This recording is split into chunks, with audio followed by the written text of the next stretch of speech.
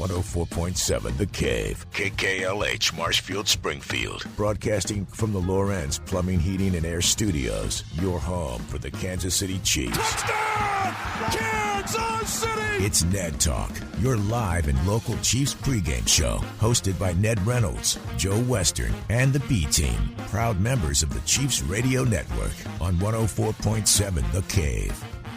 I tell you what, Ned, I'm just going to stop making predictions because, I'm just going to stop making predictions. I'm just not going to bet against the Chiefs ever again. They keep winning. Well, Joe, you shouldn't anyway because they are the best team in football, in my opinion. But the what has me bothered is the point spread because I've had every one of their games pick the Chiefs to win, but every one of their games they've beaten the point spread, and they've lost every one of them on the point spread. But everything's relative. It's Ned Talk. I'm 104.7 The Cave. It's your local live sports talk show. I'm Joe Weston. That's Ned Reynolds. Alex Scott is with us today. Alec, how are you? I'm doing well, and to steal a mantra from an interdivision team, just win, baby. That's all they're doing. You know, it's ugly. It's 58 minutes of how are we going to lose to this team, and then, oh, cool, we won. Commitment to mediocrity. How about that? Nothing mediocre about 11-1 at this point? Or? No, that's an excellent record. It is, as Ned mentioned, the best in the NFL right now. We talked about it last week, the eye test. They don't look like the best team in the NFL, but by record, they are the best team in the NFL. And good teams find a way to win, and that's what the Chiefs doing. That's the point right there. The good teams find a way to win. Now, yes, there is a modicum of luck involved, like last week's field goal, doink, but it goes through over the crossbar, and it counts. It's perfectly there. That would have been a loss otherwise, but hey, it all works out, and you don't get in situations like that unless you are a good team. Now, having said that, the ratio is running out on them. They're going to lose here one of these days. May not be this year, but they're going to lose one of these in a similar fashion. Yeah, we were talking before we went on the air that, the two prior weeks, or at least not so much the two prior weeks, but in this batch of games they played that have had these crazy endings, the Broncos and the Raiders both did everything right except for the last play to win the game. And the Chiefs, in a similar situation, go down the field. They've got the last play, and doink, as you said, it hits the crossbar. And 9 times out of 10, that one falls back onto the field and doesn't go through the crossbar. But whatever football gods out there that are watching over the Chiefs, they said, nope, we're just going to move that one that way, and there you go. It's a win for the Chiefs. And it isn't just this slate of games. Think back to the opener.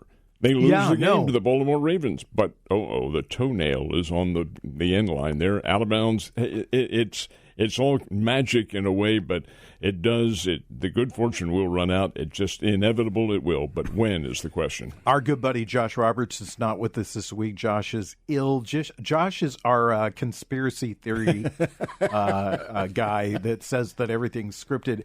It was funny, but I was having lunch at a downtown restaurant, and there's a guy that was sitting at the bar, and he was talking to some people, and he goes, "That's what they say on the internet. It's all scripted." There's no way this could be scripted because nobody would buy this script. It is too crazy. It's too unbelievable at this point. And you don't script a missed field goal, or a made field goal, I should say, in that particular capacity because it hits the crossbar and falls over. You can't write something. It's not scripted, but you do have to think, oh boy, this is strange. It's happening all in one particular spate of time on their schedule. It's interesting. Teams are, Alec, what they are at this point in the year. That it's hard for any NFL team to.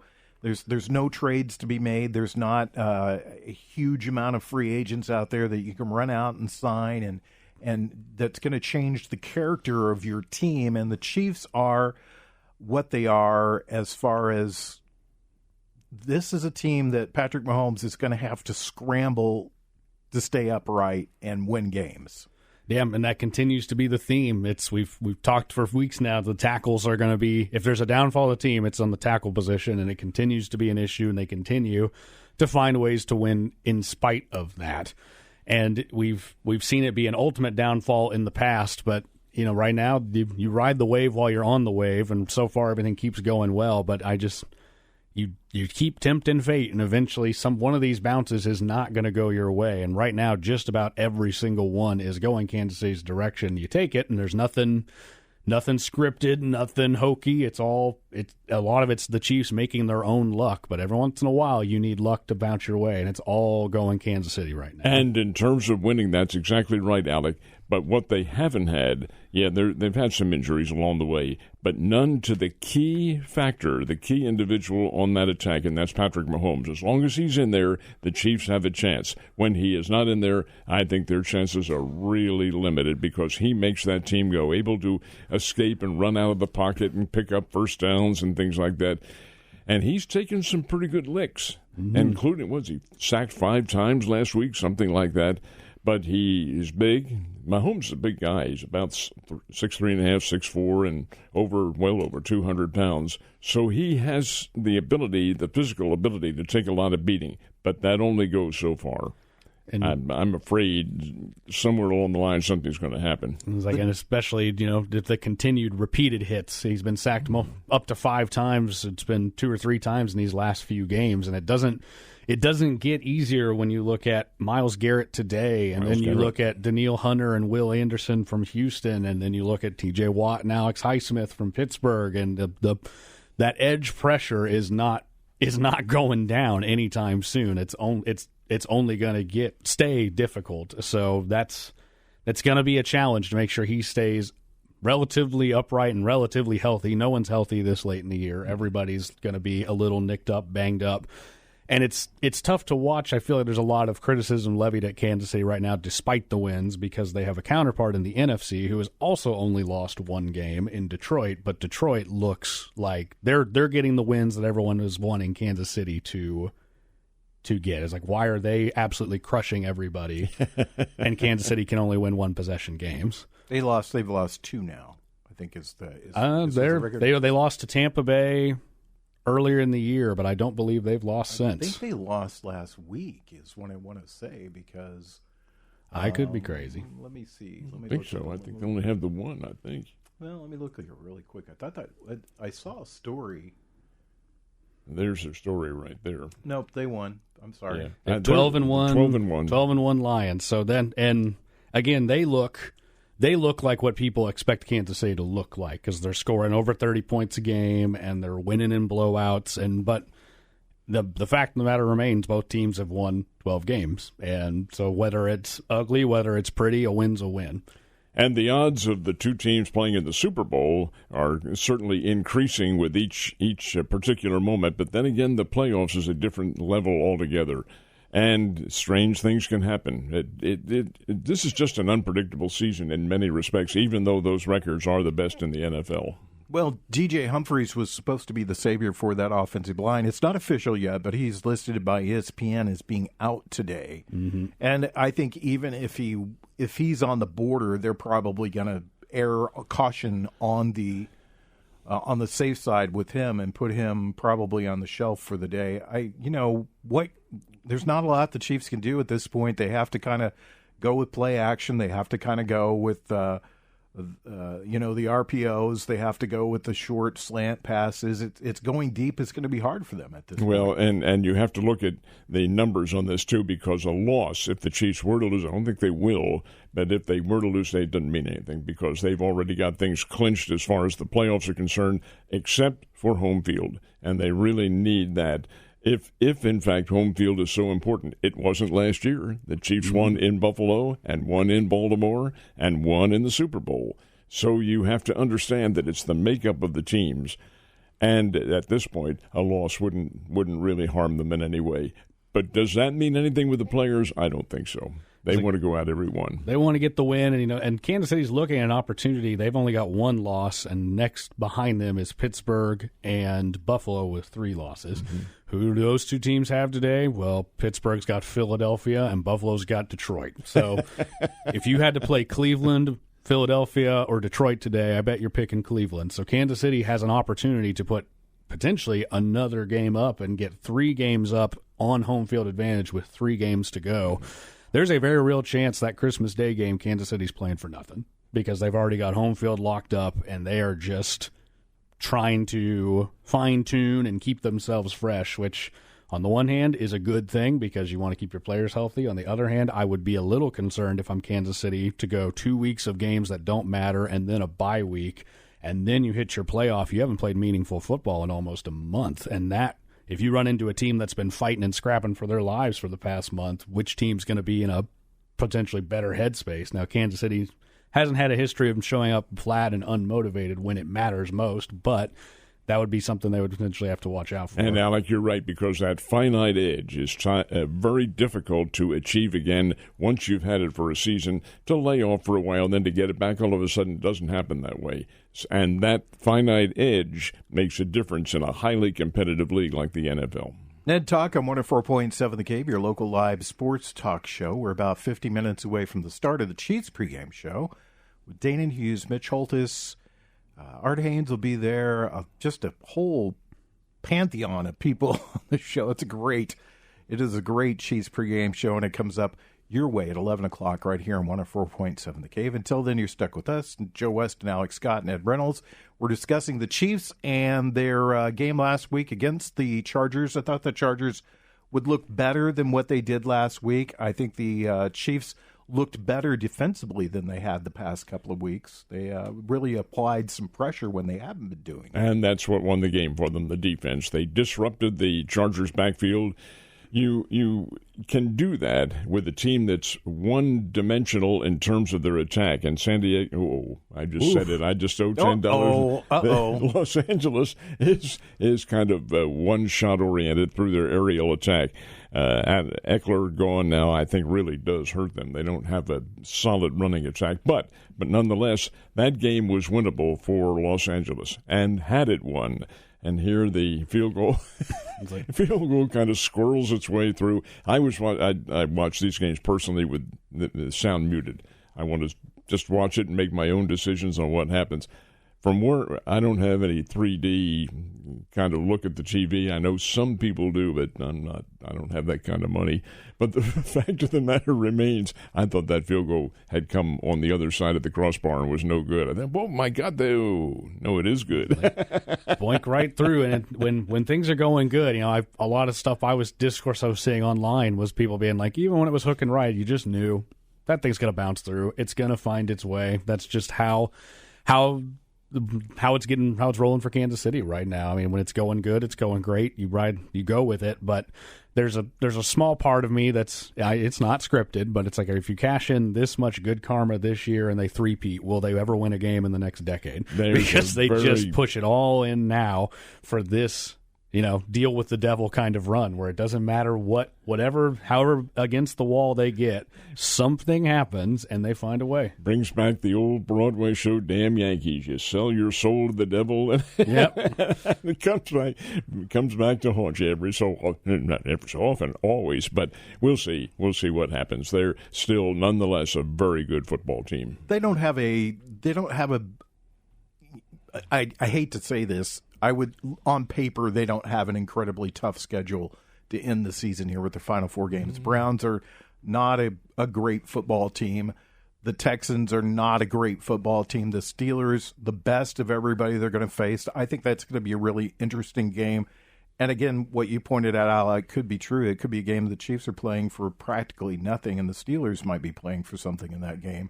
And then the Broncos, who played the Chiefs tough earlier in the season. It'd be interesting to see how that game goes. But you're looking at this, and initially when I picked last week, I said I thought the Chiefs would go 2-3. I mean, I think that they'll probably go 3-1 or 4-0 to wrap up the rest of the season here. Yeah, they have a great sense of pride about them. So if the final game with the Denver Broncos doesn't mean anything, they'll still go out and play. Now they'll rest their players. There's no question about that. And you may see changes in key positions in the backfield. Mahomes will get a start maybe for one set of plays, and then in comes the old Philadelphia Eagles quarterback and North Dakota State product, and he can play. He's not just a rummy in there filling time. He can play the game. But the fact of the matter remains that the Chiefs still have some work to do, but they're in pretty good shape. It is, an interesting team. It's been an interesting season, and I wanted to ask you this, Ned, because you, of course, covered sports, been around sports longer than any of us. And have you ever seen a team like this that I hate to say luck, and I've said that before. I've been guilty of saying that before. You're not lucky to always be in the position to win. You're always doing something right. You're doing stuff right throughout the game to be in the spot that you're in to win that game. You can't be lucky forever, but there are a lot of things that are going the Chiefs' way. Have you ever seen a team like this in your memory, any sport? Well, sure. Miami Dolphins, the only team to go undefeated in 1971. My goodness sake, they had a marvelous team, and they did have a lot of luck. And I disagree with you. Luck does have a lot to do with this. It's Dame Fortune, and when you're riding the good fortunes that the good lady has for you, it's very difficult to lose. But you're right. You do have to have the talent. It just isn't going to happen to every team. But yeah, I've seen it. The New York Giants in the Super Bowl with a marvelous catch that was made. Was that forgotten who that was who made the catch? David Tyree on the helmet, the helmet catch. Yeah, bounces off the helmet and into his. Hey, these things happen. That's all part of athletics. You see good fortune in every single sport. How about the baskets that are shot, the 3-point goals at the buzzer that roll around the rim and go in? It's you're playing the cards of good fortune, and it comes up a winner for you. Now, many times it comes up a loser, too. You never can tell. Thinking back, I think probably something that comes to mind for me is Kirk Gibson and the Dodgers. Yeah. When he hit the home run in the world, he was hobbled. Their best player, he comes up to pinch hit, hits the home run, hobbles around the bases, and that home run took the wind out of, I think they were playing Oakland. Yeah. And it just took the wind out of Oakland, and they were never able to come back from that. They were the better team. But they lost to the Dodgers, and I think a lot of it had to do with, Kirk Gibson just got the pitch to hit. And you do run into fortunes like that, too. How about the 1985 World Series? Yeah. I had the great pleasure of interviewing Willie McGee a couple of weeks ago here in town. I asked him about that. I said, you saw this game from a panoramic viewpoint. Game 6, Cardinals up 1-0, last the ninth inning. And the leadoff batter, George Horta, Jorge Horta is really, but he called himself George. George Horta hits this sure out. Now, you saw that happen, and he interrupted me. The man was out. Now, it turned out that he was called safe by Don Dankinger, but we made light of that and all that sort of thing. But what happened in the next game? The Royals won 11-0 over the Cardinals, and I asked Mr. McGee, were you guys out of gas? He's totally deflated. Totally. Yeah. We didn't have any real motivation to go out there. Had Joaquin Andahar on the hill, and he said you knew that was going to be iffy right from the very start, and John Tudor and people like this. But, hey, it does happen. A lot of psychology, a lot of mental attitude has almost everything, every impact on what you do. And then you look at the 2011 World Series the Cardinals won. What's the big game in that one? It's not Game 7, it's Game 6. And that's David Freese. The Rangers did everything possible to win it in 6, and David Freese just wouldn't go away. And Game 7 was like a 6-2 snoozer. It's like you remember it because they won, but you don't remember hardly anything about that game because everything dramatic happened in Game 6 the night before. And you could just tell Texas just like we had it. We had them down to their last out. We had them down to their last strike. And then how do you come back from that? You don't. And sometimes the answer is you just don't. And whenever you're winning psychologically like that, and that's something that's probably built in Kansas City's locker room, is just a belief. They know they're never out. And that's something you can ride a long way. If you've got all 53 guys bought into the fact that this game's never over, you'll pull out games like this, whether it's good fortune with a bounce or something happens. You play 60 full minutes, and Kansas City always plays 60 full minutes, and you find ways to sneak out games. We give Ned a hard time around here because one of your mantras, one of the things you always go to is these are professional athletes, and we give you a hard time about that. Interesting thing about the Chiefs, and you guys were talking about being deflated, is I listen to the post-game show when I leave here, or the pregame show when I leave here, and they've talked about the Chiefs being deflated after these victories. that they don't feel good about themselves as a team. But that says something that they're preparing for the next game, the next week, and they don't come out and play deflated.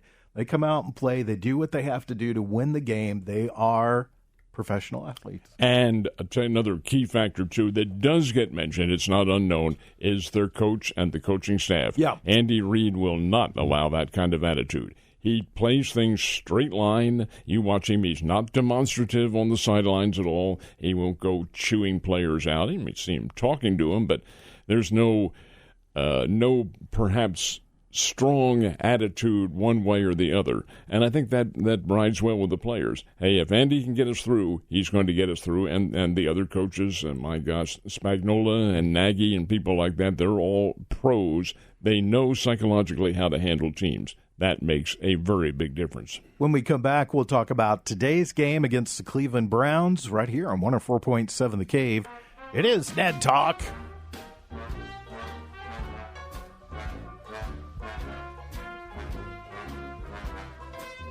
You're listening to Ned Talk on 104.7 The Cave, a proud member of the Chiefs Radio Network.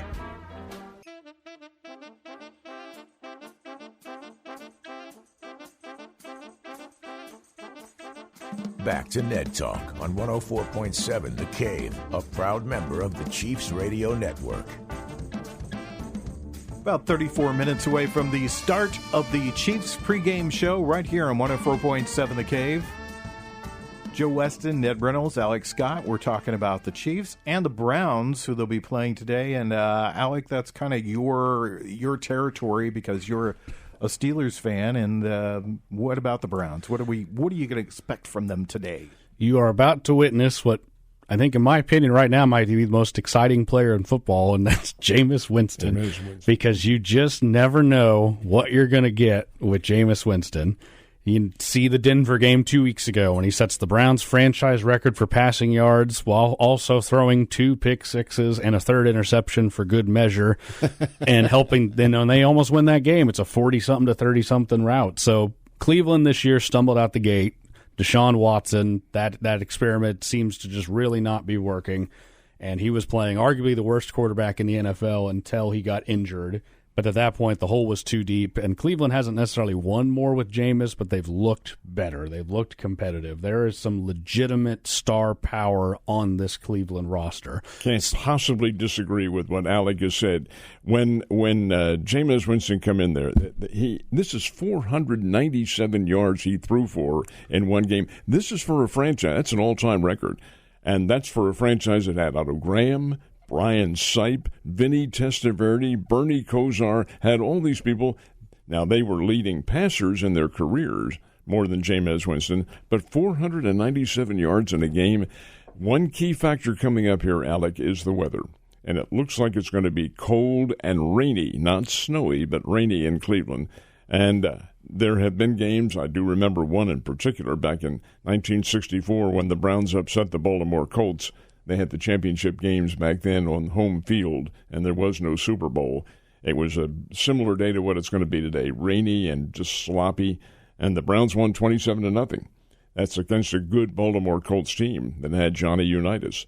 So how the weather affects Jameis Winston and his throwing, I think is probably going to be a key to what happens in this game. I think, in my opinion, sloppy weather always affects the offense because you know what you're supposed to do. Defense has to react. But offense can be very, very severely affected by a wet football and things of that nature. Yeah, and when you muddy a game up, it tends to slow it down, too. And that tends to be how teams want to play Kansas City anyway, because that's part of the reason I think Kansas City's always in these one-score games is because teams know that's where you have to keep them. They're haunted by the ghosts of the Tyreek Hill years, where they knew if you let them open it up at all, you were going to get run out of the building. So they just will not let it happen, and Kansas City continues to win these close games, but that's where teams want to keep it.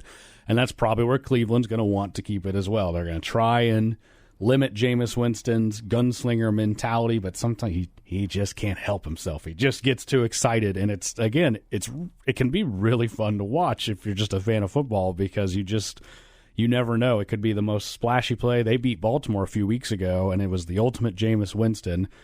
The play before, one play, he throws a ball straight to a safety, just right into his hands, and the safety drops it.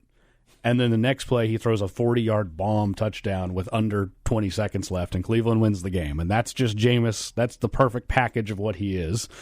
But the defense is going to be the big thing because arguably the best edge rusher in the league is Myles Garrett. Mm-hmm. And he is going to be an absolute force. I watched him sack Russell Wilson 3 times and almost single-handedly wreck a game for Pittsburgh. The snow in Cleveland, and a game that you'd think Pittsburgh would have won, and they didn't. So the tackles are going to have their hands full because that is the key to this game is how well can they handle Myles Garrett. Let's talk about Cleveland for a second. They've only won 3 games on the season, but they beat Baltimore. They beat Pittsburgh. I don't know who their third win is against. But you were talking about their defense. Myles Garrett's about it. After that, they have the 4th worst defense in football. They're terrible. It's like, and they've been a bit porous. I'm trying to think if there's been injuries involved because they've got Denzel Ward, I believe it is, at corner, who's been really good He's been very good for a few years, and the problem is they've just been, the offense has been, the game script has been so terrible for them, especially in those Deshaun Watson times where there was just no support. The offense would come out and go 3 and out, and you're right back out there. The offense would come out and go 3 and out, you're right back out there. And we've seen even good defenses with a lack of offensive support. That all of this is to say that Cleveland's had a bad year. It's not been the year they've thought. They are not an excellent team, but I think they're better than the 3 wins that they've put up. That they've put out so far. Interestingly enough, when you take a look at the numbers, the Chiefs' defense falls into a similar category. There's a vast disparity between their effectiveness against the run and an effectiveness against the pass. The Chiefs are 3rd in the NFL in stopping the run. They're 21st in stopping against the pass. Now, that's under optimum conditions, and that won't be the case in Cleveland today, and the rain and wind and so forth and so on. And the 40-degree temperature, it always feels like it's 20 instead of 40. But the fact is that that will be a factor in today's game, in my opinion. We talk about trap games. Do you see this as a trap game? I do. Okay. I think this is the ultimate trap game for them. Pittsburgh's not, because Pittsburgh is quite capable of rising up and beating the Chiefs. The Houston Texans are as well. The Texans aren't a great team, but they can play awfully tough on defense. And the Chiefs, again, you have the motivation factor. This one today, Kansas City should win. They're only 4.5-point favorites in it, but they should win it. However, the capabilities, as Alec pointed out so, I think, well in description, is Jameis Winston. This guy, he's just never been able to surmount a circumstance in which he could be the leader of the team. He's second on this team, but my goodness sake, he is certainly capable from a physical standpoint. He did at Florida State, and now he can in the pros as well. And given that opportunity, this may be it. And I think he's the best quarterback on their roster. Cleveland, I truly believe in any other circumstance, Deshaun Watson would have been benched. But when you trade 3 first-round picks and give him an entirely guaranteed contract, whether it's the coach's decision or more likely the owner's going, you can't bench him. We sold everything to get this guy. We got to put him out there. Exactly. And it's just a team. It's hard for a team to rally around a guy like that. I think you could sense that he probably doesn't have the locker room, and when he's not only has the off-field issues, but then plays terribly. It's one of the worst things about sports where off-field issues can be overlooked if a guy is playing well. If he's also not playing well, then you lose just about everything. And, to me, a little bit of good comeuppance. This is what the franchise deserves for trading for someone with all that baggage attached to them.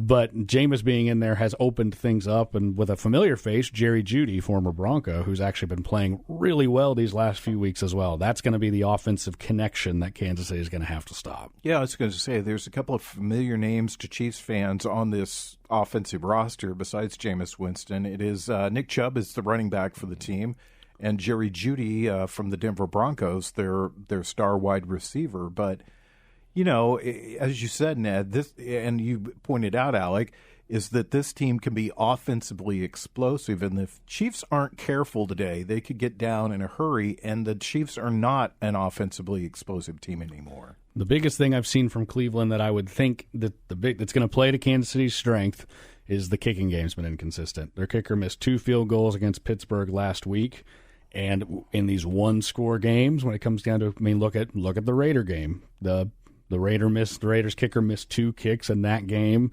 and that weighs heavy at the end of that matchup. So if in a wet conditions like this, when you've got a kicker that's struggling versus an all-pro and Harrison Butker, that very well could be the difference. If these offenses are stalling, which guy's going to step up and put it through the uprights in bad conditions? And you would favor Kansas City in that particular regard. When we come back, we're going to discuss baseball because the winter meetings were last week and some things started to shake loose. We'll talk more about that next on Ned Talk. You're listening to Ned Talk on 104.7 The Cave, a proud member of the Chiefs Radio Network.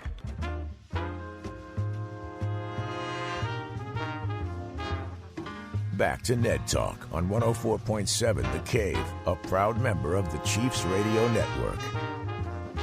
So, Ned, you've got $1 billion laying around somewhere in the dresser drawer, maybe in that junk drawer you keep in the kitchen, and you have a choice. Do you take Juan Soto or do you take 12 pitchers? 12 pitchers signed for $788 million. Juan Soto signed for what? One person, $765 million. The richest one-person contract, not only in the history of baseball, in the history of sports in this country. That's the largest one-person contract ever.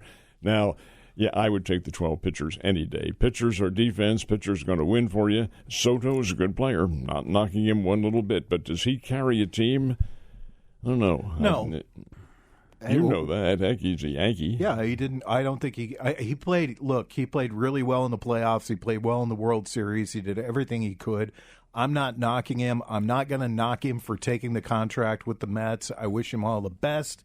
I know he could care less about what I think, but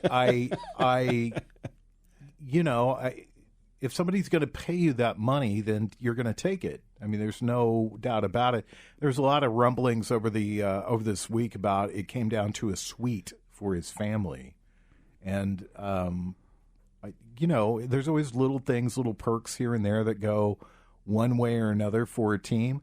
I, as a Yankee fan, I'm frankly ecstatic that they didn't tie up that amount of money in one player who could be back on the market in 5 years. Now, we talk about it being a lot of money because we're lay people in this, or media, or whatever the circumstance is. We can't talk about it from a financial standpoint because you don't know what the ledgers read. You say, how can they afford that? Well, they can. Ownership is light years beyond we as ordinary citizens can possibly imagine. But still, $765 million represents a lot, probably an increase in ticket prices, probably an increase in TV rights, and I think the Mets have their own, if I'm not mistaken. Mets and Yankees have their own. They're not a part of this fan duel thing that's going on around the country, but they can name their own prices. But it has to come to an end, guys, somewhere, and I'm of the opinion it comes to an end when the TV people say enough. We just can't afford all of this anymore. Viewers are pulling the plug or going other ways and so forth and so on. When that happens, then I think you see a cessation of these huge contracts coming out. A huge contract doesn't guarantee winning for a team. I mean, you've seen that in the past. The Royals last year didn't have a star-laden roster. I'm not knocking anybody on the Royals. They have some very good players, some extremely good players, but they aren't household names like you get with the Dodgers and the Yankees and even somewhat to the Cardinals. You're not seeing those folks play for those teams, and it to me, baseball always still comes down to development, farm system, scouting. You just pronounced there the Cardinals' philosophy, and that's what they've already said. That's what they're going to do. Will that work? Why are they so bad at it? They haven't been spectacular, have they? But the fact is that they're going to, they've already said that's what they're going to do this season.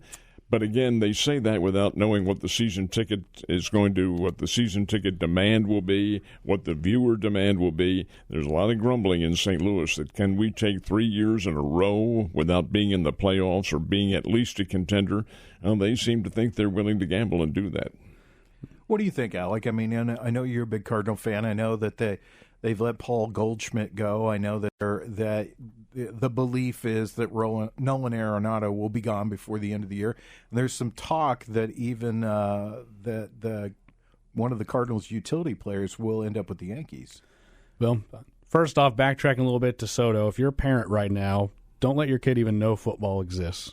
Make them watch baseball and basketball because that's where the money's at. Right? It is. Or go play international soccer, one of those things. But for the Cardinal system, I mean, it would be easier for me to swallow a bad season than another average season right now. If I were to watch them say, okay, Goldschmidt's gone, we're trading Arenado, we're trading another big, if you let Sonny Gray go for some assets, if you trade guys away and recoup a lot of prospects and then have a losing season, to me, I would be happier with that than watching them try and tread water, hover around 500, not win the division, not make the playoffs for another season, because then at least you can get me convinced that there's a long-term plan. If you tear it down, that's with the intent to build it back up.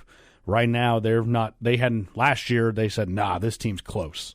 We had one of the bottom 5 records in baseball, but we promise this team's close. So we're going to go sign 2 pitchers who are, older than the league average by 5 years and see if that plugs the gap. And it did make the team better, but it didn't make the team better by much. So they either need, based on their philosophy, what I know they won't do is they either need to go out and spend, and bulk up this roster. That will not happen. So the alternative to me is trade some pieces away, buy into a bad year. But I think if the fan base knows going in, we're in a rebuilding year, we're working on it, I think that's an easier pill to swallow.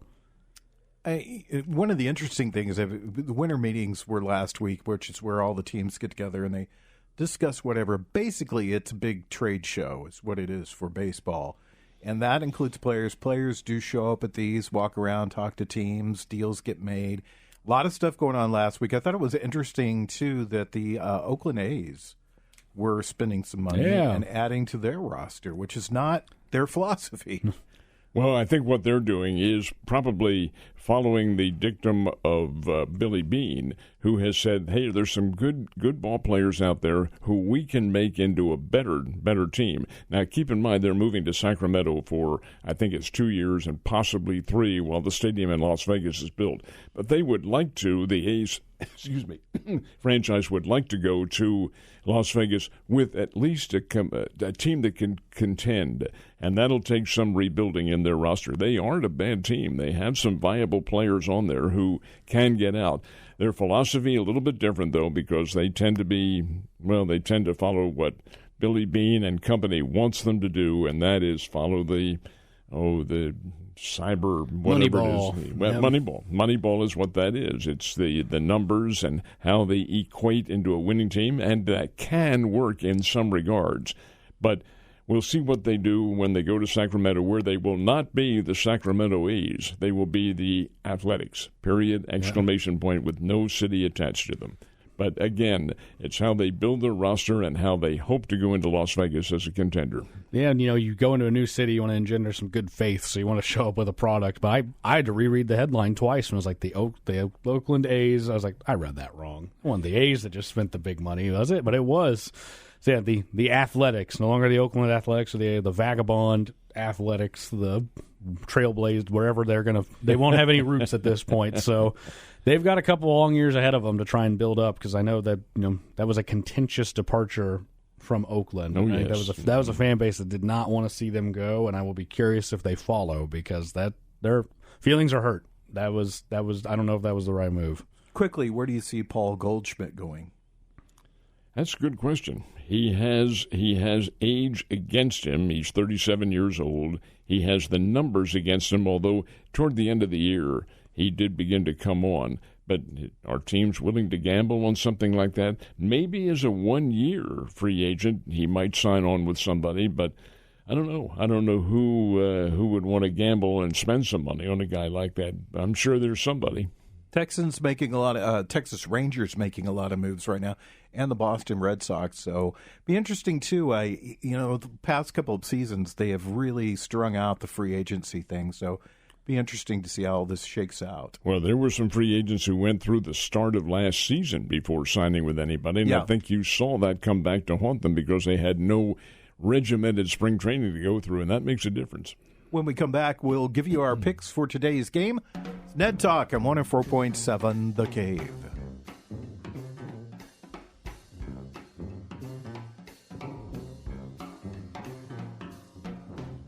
You're listening to Ned Talk on 104.7 The Cave, a proud member of the Chiefs Radio Network. Back to Ned Talk on 104.7 The Cave, a proud member of the Chiefs Radio Network. A couple of quick notes before the game starts. Clyde Edwards-Helaire is out today. That's not unexpected. DJ Humphries officially out today. On the other side for the Browns, their kicker Dustin Hopkins out, and Cedric Tillman, one of their wide receivers, down for the day. Chiefs will be wearing their home red today, playing in Cleveland. I don't know why, but that's a note that I saw there too. And I want to tell you that we'll be on the air next Saturday, starting at 10 a.m. Next three games are all at 12 noon. Yeah, so we'll be on it. We'll be on at 10 a.m. We'll be on here Christmas Day, 2 at 10 a.m. And then that final game of the season, that's a TBD. That one happening on January 5th. The Chiefs finally get a break. They'll be off for about 11 days before they play again. So good to know that they get a break because this is a tough part of their schedule as far as just playing the games because they're all, like, I think it's 3 games in 10 days, something like that. So today, Saturday, and next Wednesday. Kind of rugged for the Chiefs right now. So we'll see how they do. And that brings us to our thoughts on what the Chiefs are going to do. So, Ned, you lead the way. What do you think is going to happen today? Trap game.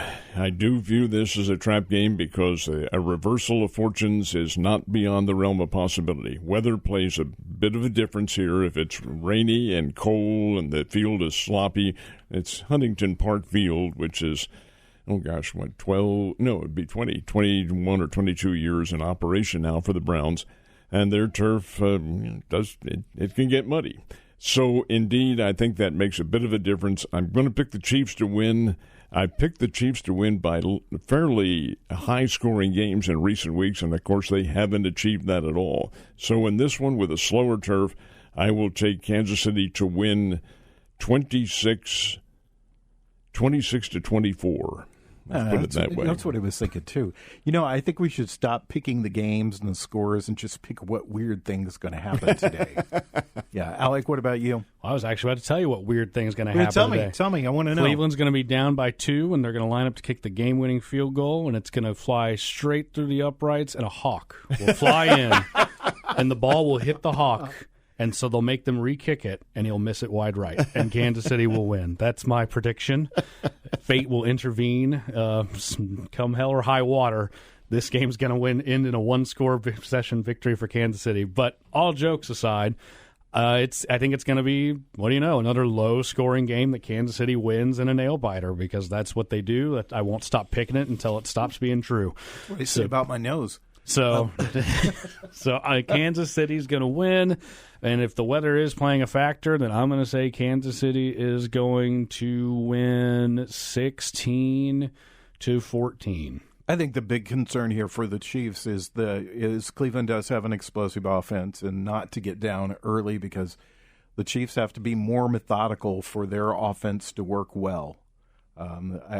It's so funny to watch so many games over the week and see how many teams are able to go down the field, and the Chiefs are not really able to do this. But I think in today's game, they might have an opportunity to do that against what is probably a pretty bad secondary. So I wouldn't be surprised to see some big plays in today's game for the Kansas City Chiefs, but I agree with you, Ned. It is a bit of a trap game, and I am picking the Chiefs. I'm not going to pick against the Chiefs the rest of the season, no matter what. Not Costanzing anything for the rest of the season. Do you understand me? So the Chiefs win the game. And I picked 21-10. That's my score. So you're 21-10, I'm 26-24, and Alec is 16-14. Yep. So we're all within the margin of point spread here. And I don't know what weird thing's going to happen today. A snowball or something, or a hawk, or who knows? A meteor. Oh, no, guys. It'll be a drone. Yeah, a drone, or that Taylor Swift piloted drone will fly in front of the flag comes off the back of that plane that's flying over the New York in New York and drifts all the way to Cleveland and blocks a field goal. We'll be back next Saturday, 10 a.m. Enjoy the game right here on 104.7 The Cave. Ned Talk.